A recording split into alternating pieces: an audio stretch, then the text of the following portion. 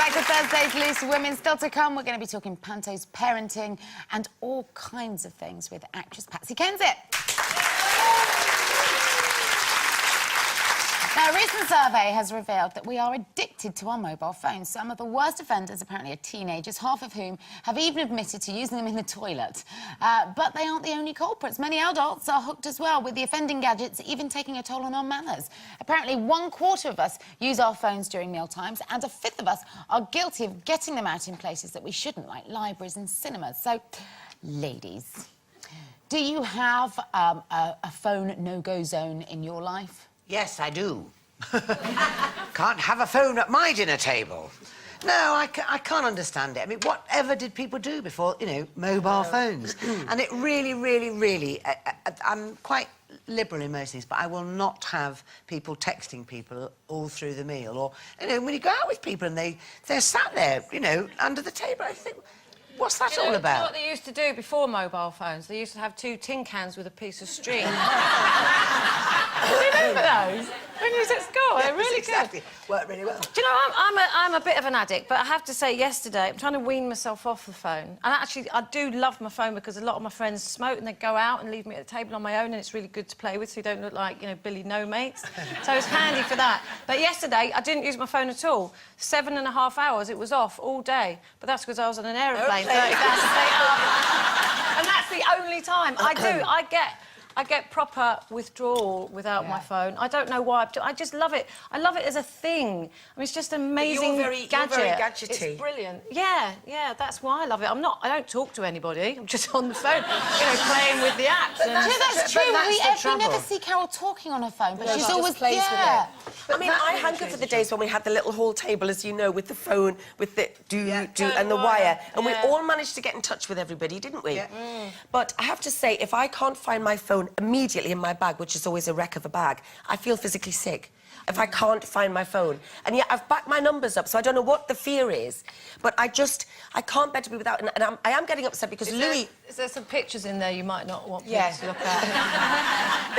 I've just put them on my computer, actually. Oh, right. But so you've backed them up as well? Yes, not on my own. Louis says to me, Mummy, you're always on your phone. But having said that, as a presenter and an actress, you are a one-man band and you do have a business to run as well. Also, I'm sick of people saying you never get back to me, so if I don't do it immediately, then you get that backlog of people. I don't Twitter very much. I do get sick of people doing the I've just been for a wee thing at the dinner table. Tim has... Yeah, that would put me off my dinner as well. No, but I mean, some people do Twitter throughout the cinema. They do that, though, don't they? And it's really, really annoying. How can you see? I don't know. No, the light comes on. That's the other thing. I had people in front of me the other day, and she's... Why bother to go to the cinema if you're on this all the time? I am watching the film. Yeah, just go in the phone box and stand there and Well, you can't find a phone box anymore. Do they? Nobody uses phone boxes, do they? Do they still have them? Well, there's one in my road, but it's full of rubbish and debris. Superman does, exactly. I'm kind of with you on this, though, Carol. I've become increasingly addicted to my phone. Yeah. To the point that if I was halfway to work in the morning and I realised I'd left my phone at home, it wouldn't even occur to me to not turn the car around and go back for it. I couldn't be without it, because we are self-employed. But not just that, I'm a mum. So my phone is never off. If I'm not with Ben, then the phone is on. If I'm with him, I might turn it off, but I tend to just put it on silent. Mr. Spain's got that one sorted. He turns mine off when I don't know, so that I can't hear my children when they ring. And good luck. Now, today, a think tank called Centre Forum is offering advice to mums and dads across the nation to help them with their parenting skills. One of their suggestions is that they follow a 5-point plan that says they should read to their children, play with them on the floor, and talk to them with the TV off every day, as well as adopting a positive attitude towards them and making sure that they have a nutritious diet. And Chris Patterson, who wrote the report, said one of the key ideas of this campaign would be to move towards it becoming socially acceptable to see parenting as something that's learnt. So do you think he's got a point? Could everyone benefit from this 5-point parenting plan? Do you know, I find this so depressing. I mean, honestly, I never thought I'd say this, because is that not what you do? Do you not have children to do these things and communicate with them and all the rest of it? But I do probably think now there are parents who were young they weren't grown up themselves, have given birth to children who are now not grown up themselves, who don't know anything about parenting, and who think you have your children to somehow you then put them in a room in front of a television, give them a packet of crisps, and leave them until they're 35. But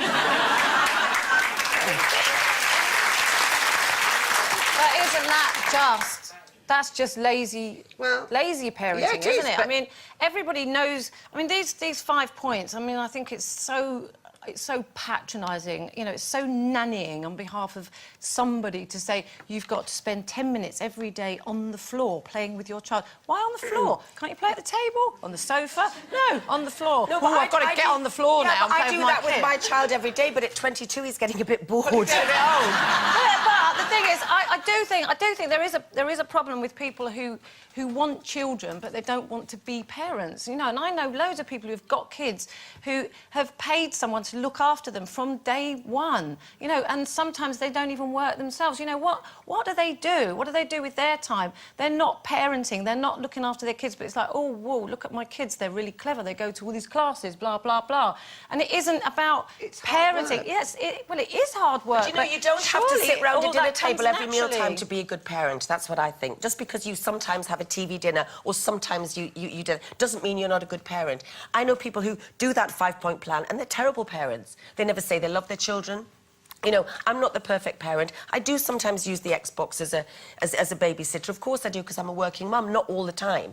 But I'm still a good parent, and I think there are people who go by the book in that way who are not, you know, not very nice. And there are people who give their kids everything. They both go to work, they give their kids everything because they think that's what they need, and they don't give them time. And actually, it's basically what this is saying, but to write it out in a 5-point plan, I mean, it's just, well, you know, it's just maybe rude. it's a sign of our times, because most families now have to have 2 incomes. You simply can't keep yourself afloat on just the one income, certainly in the current climate.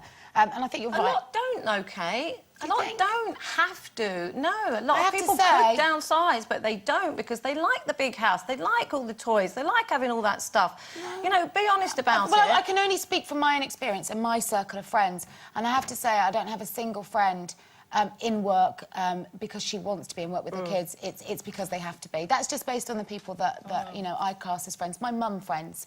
But I think, you know, it is fairly straightforward advice, you know, play with your children. Getting down on the floor with them is really about just getting on their level, making eye contact. Feed them, talk to them, play with them. But people don't. Even I know that, and I'm not a parent. I'm saying that I never thought I'd say this, but there are people truly, there are children now who, and look at, we were talking about mobile phones just now. Give them a phone to play. People don't talk to each other anymore. How can a child learn anything about social skills if you're not there? That's what the playing is about, and people honestly don't do it. They sit in front of the telly all day and never speak to each other. You can do a little bit of everything. And the nutritional food, we talk about it all the time. We have the most cases of obesity in this country because people are, you know, what's wrong with cooking? It's easy and cheap to cook fresh food.